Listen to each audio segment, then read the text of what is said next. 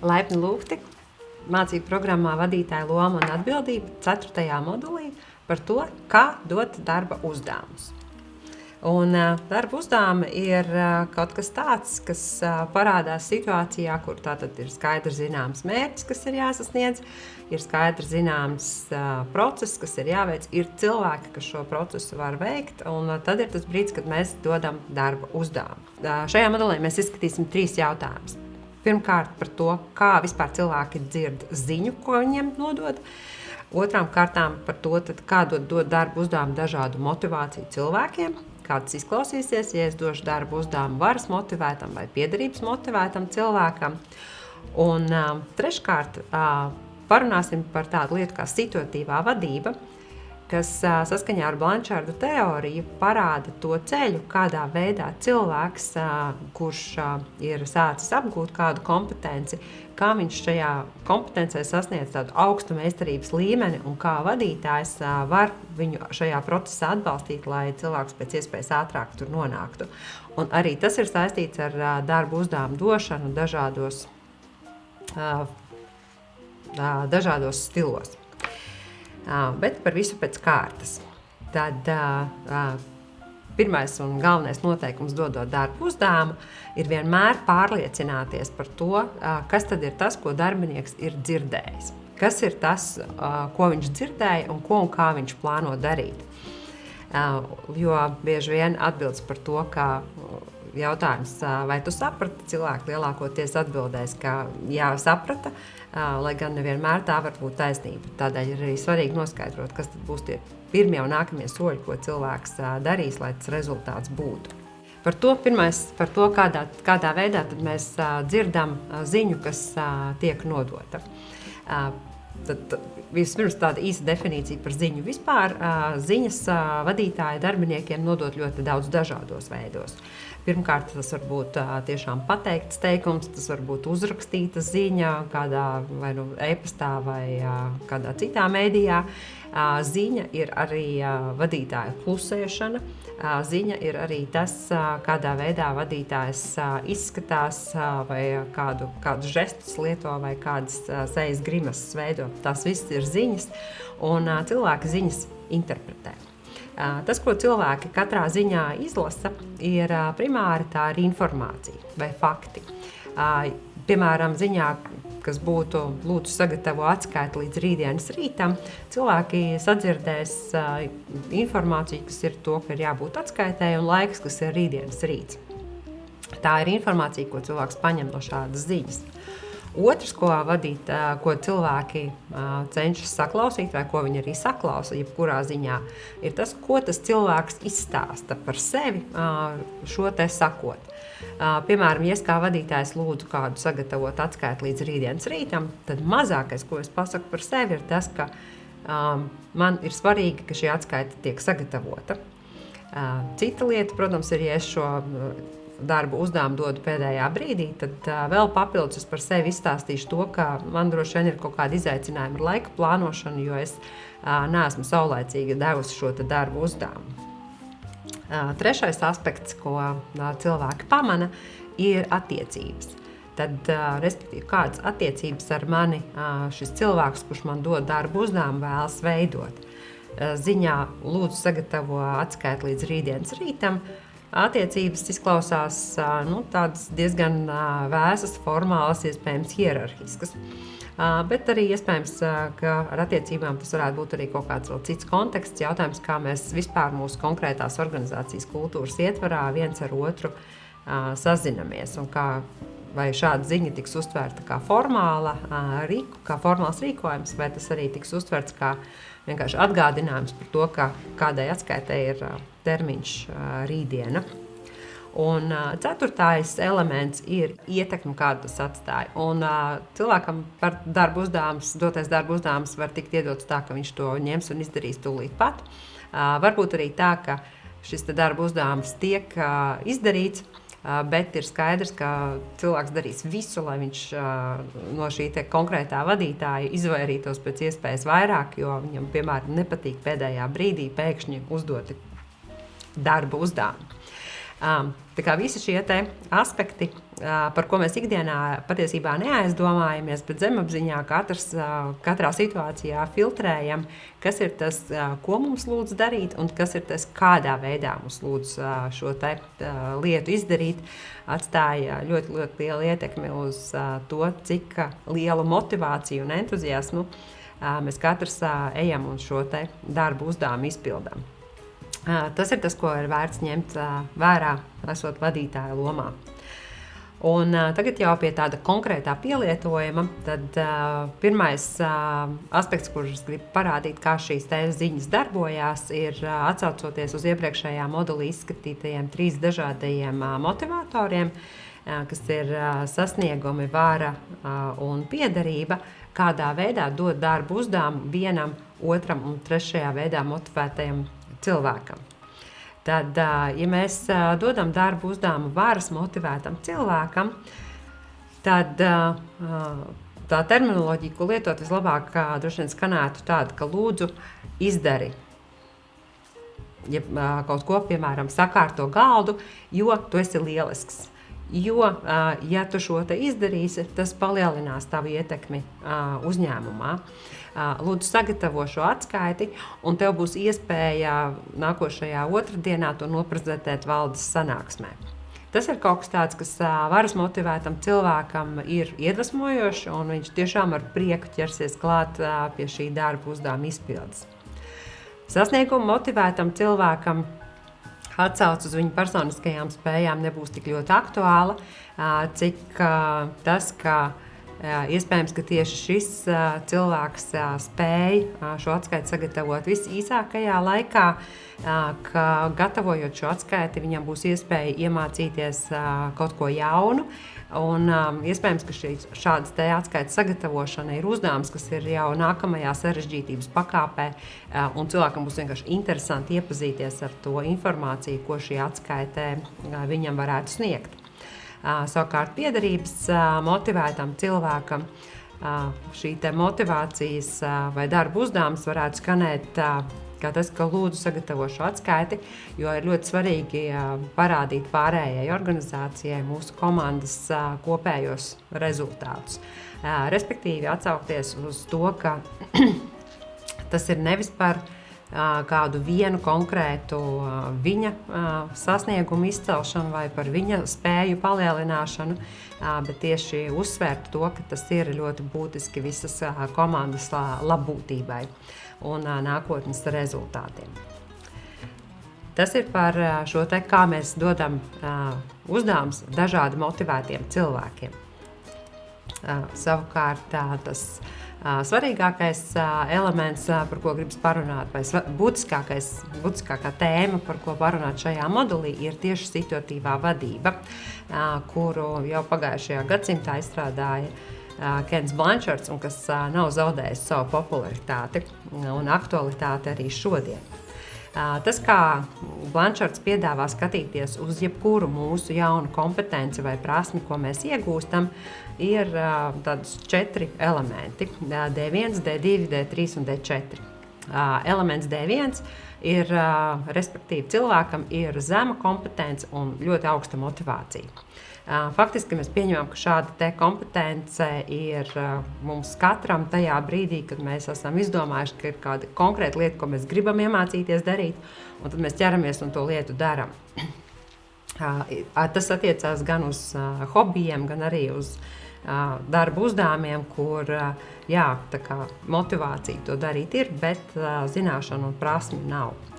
Tad D2 līmenis ir tas, kur šī te motivācija, tā kompetence, respektīvi, tā kā nedaudz palielinās, cilvēks ir pamēģinājis darīt, bet tā motivācija ir krietni vien samazinājusies, jo ja tajā D1 līmenī tā sajūta ir vairāk no tā, ka protu, varu, tas ir vienkārši, to varēs izdarīt, jo ir daudz cilvēku, kas to jau prot un var darīt.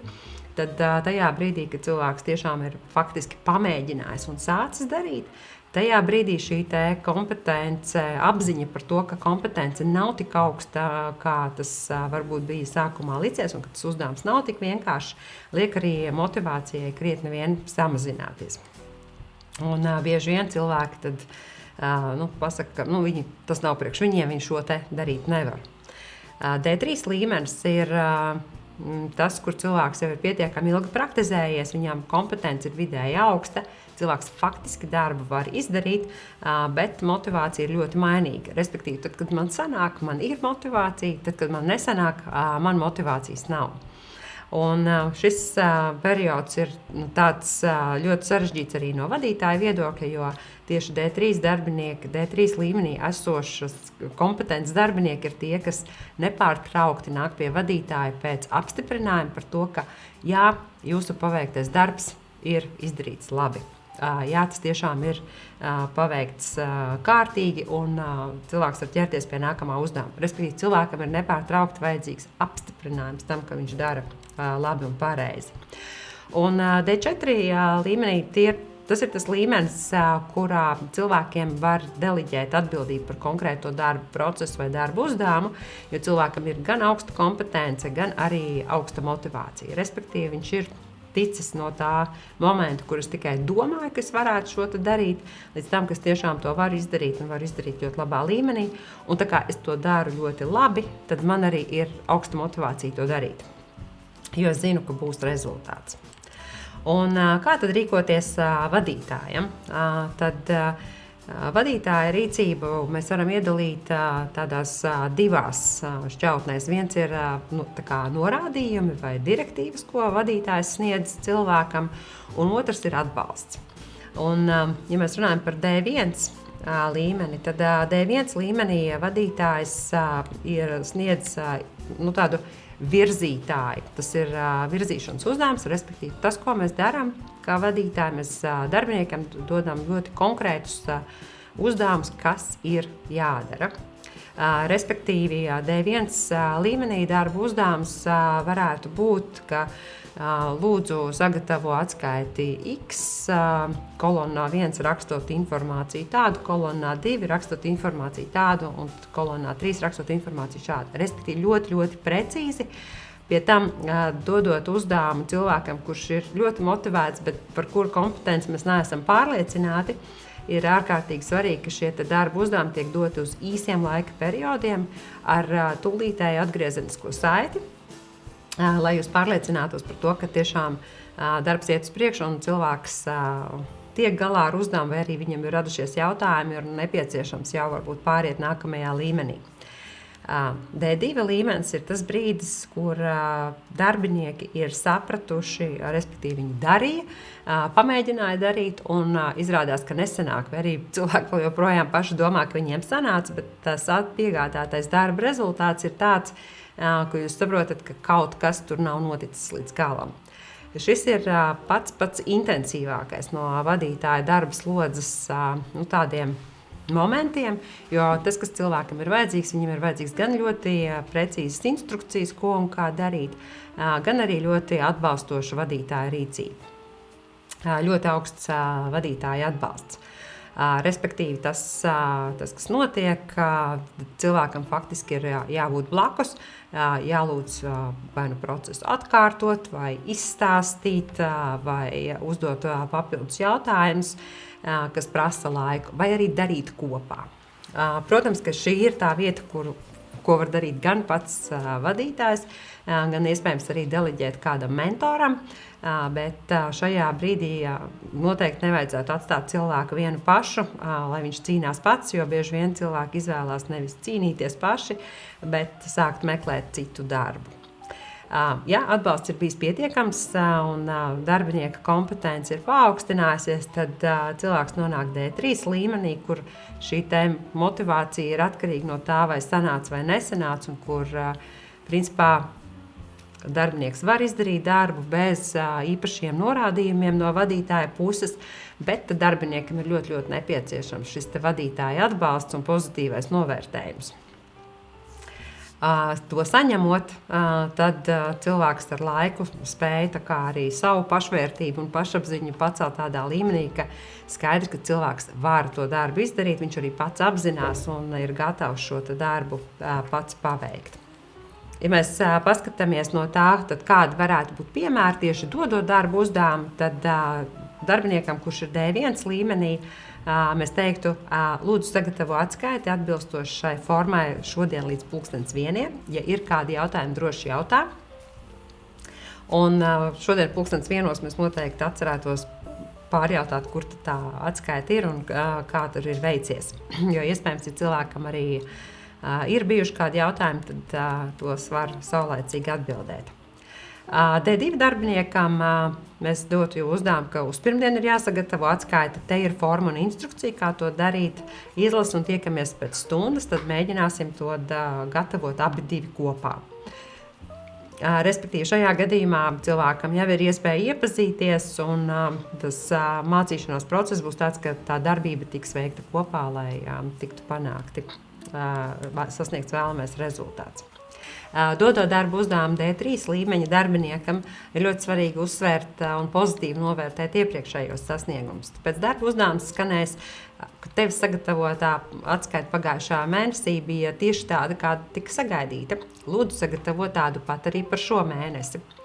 D3 līmenī ir ļoti, ļoti svarīgi panākt to, ka darbinieks tiešām notic pats saviem spēkiem un ka kaut kādā brīdī vēlams tuvākā nākotnē varēs jau pāriet uz D4 līmeņa kompetenci un motivāciju, kur vienkārši cilvēkam būs nepieciešams atgādināt par to, kā ir pienācis atskaites iesniegšanas termiņš, un cilvēks jau zinās, kas viņam ir jādara, respektīvi vadītājiem vairs darba nav.